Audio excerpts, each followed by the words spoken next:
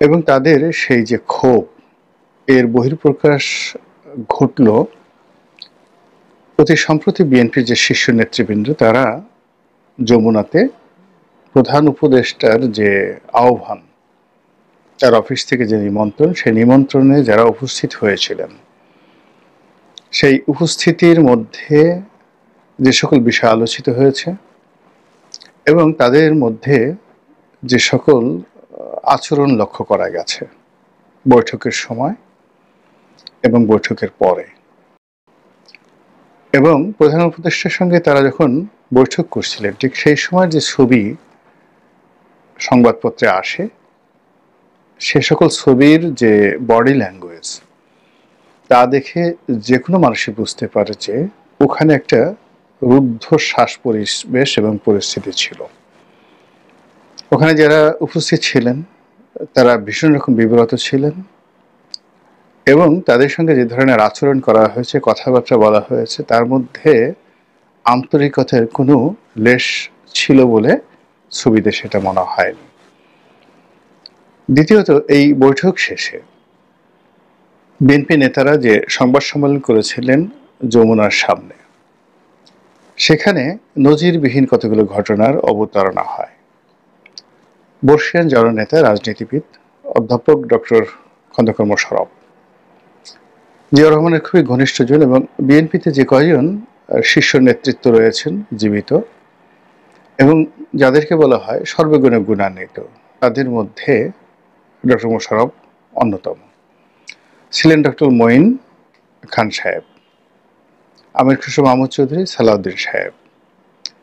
তো এখানে সাংগতিক কারণে টিম লিডার হিসেবে এখানে ডক্টর মোশাররফ ছিলেন এবং তিনি বক্তব্য দিচ্ছিলেন। তার বক্তব্যের মাঝে সালাউদ্দিন সাহেব কথা বলার চেষ্টা করছিলেন এবং খুবই লাউডলি। নর্মালি তিনি সাধারণত এত জোরে কথা বলেন না। এবং যে বিষয়ে মোশাররফ সাহেব কথা বলছিলেন তার সঙ্গে সালাউদ্দিন সাহেবের কথার অন্ত বা আন্ত সংযোগ ছিল না, রিলেটিভিটি যেটাকে বলা হয় সেটা ছিল না। আবার সালাউদ্দিন সাহেব যখন কথা বলছিলেন তখন তাকে থামিয়ে দিয়ে ডক্টর মঈন খান কথা বলার চেষ্টা করছিলেন। তারপর আবার ডক্টর মঈন খানকে বাদ দিয়ে আমির খসরু মাহমুদ সাহেব কথা বলার চেষ্টা করছিলেন এবং এই তাদের কথাবার্তায় পুরো বিষয়টি এমন একটা বিশৃঙ্খল পরিবেশ তৈরি করে যা এ যাবৎকালে বিএনপির কোনো সংবাদ সম্মেলনে আমরা দেখিনি। এমনকি এই ঘটনায় যাকে বলা হয় এনসিপির যে যাদেরকে 9/11 পার্টি বলা হয়, অনেকে নাতিপুতিদের পার্টি বলেন, ইত্যাদি নানা রকম কথাবার্তা বলেন, সেই তরুণ যুবকদের যে রাজনৈতিক দল এনসিপি, জাতীয় নাগরিক পার্টি, তাদের অনুষ্ঠানে এরকম বিশৃঙ্খলা দেখা যায়নি যে একজনে কথা বলছেন তার মাঝে আর একজন কথা বলছেন। তো এইরকম পরিবেশ এবং পরিস্থিতি তখনই তৈরি হয় যখন মানুষ খুবই ফ্রাস্ট্রেটেড থাকে এবং পরিবেশ, স্থানকাল, পাত্র সম্পর্কে তার ধারণা থাকে না। আপনাকে দীর্ঘক্ষণ ধরে যদি চোখ বেঁধে রাখা হয়, 1 দিন, 2 দিন, 10 দিন, 15 দিন, তারপর সূর্যের আলোতে যদি আপনাকে চোখ খুলে দেওয়া হয়, তখন আপনার অবস্থা কেমন হবে? অথবা ধরুন আপনার কান বন্ধ, কোনো শব্দ নেই, হঠাৎ করে 15 দিন পরে এনে আপনাকে গুলিস্তানে ছেড়ে দেওয়া হলো। অন্তত বেশ কিছু সময়ের জন্য আপনি আন্দাজ করতে পারবেন না আপনি কে, আপনার বাড়ি কোথায়, আপনার নাম কি, ইত্যাদি।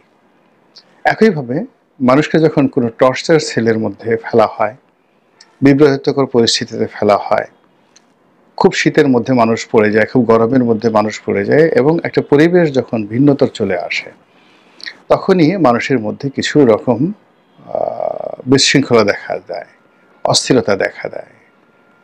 ঠিক তদ্রূপই আমার কাছে মনে হয়েছে যে প্রধান উপদেষ্টা ডক্টর মোহাম্মদ ইউনূসের রুমে যে পরিবেশ পরিস্থিতি ছিল, সেখান থেকে বের হয়ে যমুনার সামনে সাংবাদিকদের সম্মুখে তারা যে কথা বলছিলেন, এই দুইয়ের পরিবেশ পরিস্থিতি ছিল আকাশ এবং পাতাল পার্থক্য। ফলে এখানে তাদের কাছ থেকে জাতি যে ভারসাম্য আশা করেছিল বা সচরাচর তারা সাধারণত যে ভারসাম্য রক্ষা করেন সেটি এলোমেলো হয়ে গিয়েছিল। এখন এটা কেন হলো, এজন্য খুব সংক্ষেপে আপনাদেরকে কিছু কথা বলা প্রয়োজন। আপনারা জানেন যে আওয়ামী লীগকে নিষিদ্ধ করার ব্যাপারে সরকার প্রথম থেকেই যাকে বলা হয় বদ্ধপরিকর ছিল। দ্বিতীয় যে বিষয়টি সেটি হলো রাষ্ট্রপতি শাহাবুদ্দিন চুপ্পু, তাকে অপসারণ করার ব্যাপারে সরকার এবং এনসিপি এবং সরকার সমর্থক যারা বুদ্ধিজীবী তারা 10 পায়ে দাঁড়াচ্ছিল এবং তারা মনে করছিল যে শাহাবুদ্দিন চুপ্পু যতদিন ঘাড়ের উপর আছে ততদিন পর্যন্ত এই সরকার নিরাপদ নয়। থার্ডলি হলো জেনারেল ওয়াকারুজ্জামান সম্পর্কেও সরকারের ধারণা ভালো নয়। তার সম্পর্কে যে সকল কথা ভেসে বেড়াচ্ছে সেটা হলো যমুনার পক্ষ থেকে বা সরকারের পক্ষ থেকে তাকে গুড বাই জানানোর চেষ্টা করা হচ্ছে, তাকে বাদ দেওয়ার চেষ্টা করা হচ্ছে, তাকে নিয়ন্ত্রণ করার চেষ্টা করা হচ্ছে ইত্যাদি আরও অনেক কিছু। এর বিপরীতে ওয়াকারুজ্জামান সাহেব তিনি চেষ্টা করছেন সার্ভাইভ করার জন্য। তিনি বিএনপির সঙ্গে যোগাযোগ রক্ষা করছেন, তিনি তার সপক্ষে যে সকল সেনা কর্মকর্তা রয়েছেন তাদেরকে কেন্দ্র করে একটি বলয় তৈরি করার চেষ্টা করেছেন এবং অতি সম্প্রতি তিনি একটি দরবার অনুষ্ঠান করেছেন, অর্থাৎ সেনা সদস্যদেরকে নিয়ে যে বৈঠক হয়, ঐতিহ্যগত বৈঠক হয়, সেটিকে দরবার বলা হয়। এবং এরকম একটি দরবারের আয়োজন করতে গিয়েই কিন্তু পিলখানার হত্যাকাণ্ড ঘটেছে। তো যাই হোক, এই দরবার আয়োজন করে সেখানে যে সকল কথাবার্তা বলেছেন এবং যা বাজারে এসেছে তার ফলে ডক্টর মোহাম্মদ ইউনূস রীতিমতো বিব্রত বোধ করেছেন, চরমভাবে বিব্রত বোধ করেছেন এবং পুরো রাজনৈতিক যে পরিবেশ এবং পরিস্থিতি এটি এলোমেলো হয়ে গেছে। এবং ডক্টর মোহাম্মদ ইউনূস তার যে পছন্দের মানুষ, আস্থার মানুষ বা পছন্দের দল বা নিজের দল এনসিপি, সেই এনসিপির প্রধানকে ডেকে, জনাব নাহিদকে ডেকে তিনি যেটা বলে দিয়েছেন যে তিনি পদত্যাগের কথা চিন্তা ভাবনা করছেন এবং এই যে পদত্যাগের কথা চিন্তা ভাবনা করছেন এটি রাজনীতিতে রীতিমতো তোলপাড় শুরু করে। তো রাজনীতিতে যে তোলপাড় শুরু করে এটি নিয়ে কেউ নাটক বলে, কেউ বলে যে উনি যাবেন না, কেউ বলেন যাবেন, হোয়াট এভার মেবি। এর মধ্যেই বিএনপির সঙ্গে এবং অন্যান্য রাজনৈতিক দলের সঙ্গে একটি সর্বদলীয় বৈঠক আলাদা আলাদাভাবে করার জন্য উপদেষ্টার অফিস থেকে উদ্যোগ নেওয়া হয় এবং সেই অনুষ্ঠানে গিয়ে বিএনপি এই অবস্থা সৃষ্টি করে। এখন এখানে যে ডক্টর মোহাম্মদ ইউনূসের যে মনস্তাত্ত্বিক সমস্যা, সেই মনস্তাত্ত্বিক সমস্যায় তারা মনে করছে যে জনাব ওয়াকার, প্রথমত জনাব ওয়াকার তিনি যে কর্মটি করলেন তার রাজনৈতিক সাপোর্ট মূলত তিনি বিএনপি থেকে পেয়েছেন, আর বিএনপিও ক্যান্টনমেন্টের একটা সাপোর্ট পাচ্ছে এবং একই সঙ্গে ভারতের সাপোর্ট পাচ্ছে। তো যেখানে সরকারের সর্বশক্তি দিয়ে ভারতের বিরুদ্ধে লড়াই করার চেষ্টা করছে এবং ভারতকে মোকাবেলা করার জন্য পাকিস্তান, চীন, আমেরিকা সবাইকে বন্ধু হিসেবে বাংলাদেশে ডেকে আনছে এবং একটা বিকল্প বলয় তৈরি করার জন্য চেষ্টা করে যাচ্ছে, সেখানে ভারতের বন্ধু, ভারতের সহযোগী বা ভারতের আশীর্বাদ পুষ্ট যে কোনো লোককেই ডক্টর মোহাম্মদ ইউনূস তার নিজের জন্য, সরকারের জন্য হুমকি মনে করবেন, এটা স্বাভাবিক। 2 নম্বর হলো যে এখানে যখন ডক্টর মোহাম্মদ ইউনূস বললেন যে